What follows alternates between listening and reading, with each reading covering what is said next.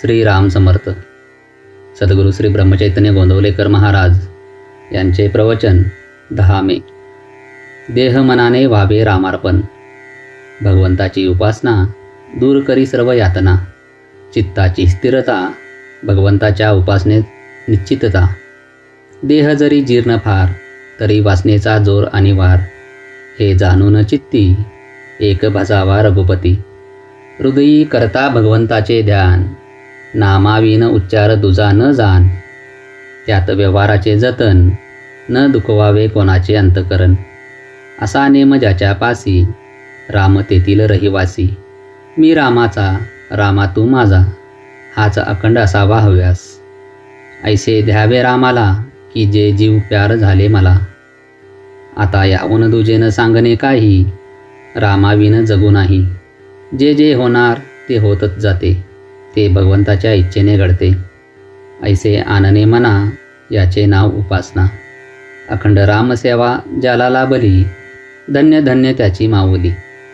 स्वार्थरहित रामसेवा याहून लाभ दुजा नाही जीवा. राम ठेवा मनी तो ध्यात जावा मानस पूजनी. वाचेने भगवंताचे नाव कायेने भगवंताची सेवा. चित्ती भगवंताचे ध्यान आपण राहावे रामार्पण. याहून अन्य सेवा कोणतीही न जाण. उपासना असावी बळकट ते नसावी कशाची अट. उपासनेचा असावा जोर ज्याने होईल मन स्थिर. आपले जीवन ज्याचे हाती त्याची नेहमी ठेवावी संगती. जे जे काही मी करावे त्याला परमात्मा साक्षी हे जाणावे. मनी न सोडावा धीर आहे म्हणावे माझा रघुवीर. करावे भगवंताचे चिंतन होईल स्वतःचे विस्मरण. सर्व आहे रामाधीन आपण निमित्ताला कारण. रामावर ठेवावे चित्त जैसे प्रपंचे असावे वाटते वित्त. उपासनेचे नर त्यांनी राहावे खबरदार.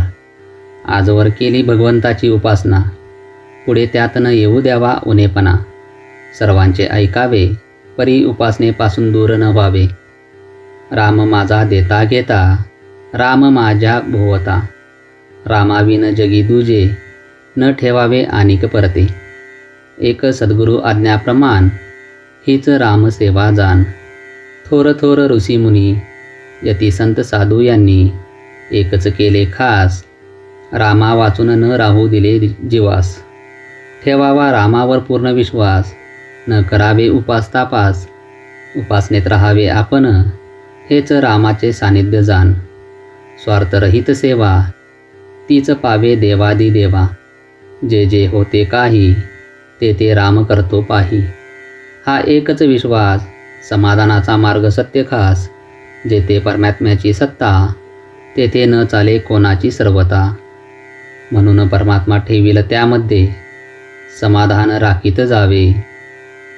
जय जय रघुवीर समर्थ. आजचे बोधवाक्य. चित्ती भगवंताचे ध्यान आपण राहावे रामार्पण. याहून अन्य सेवा कोणतीही न जाण. श्रीराम समर्थ.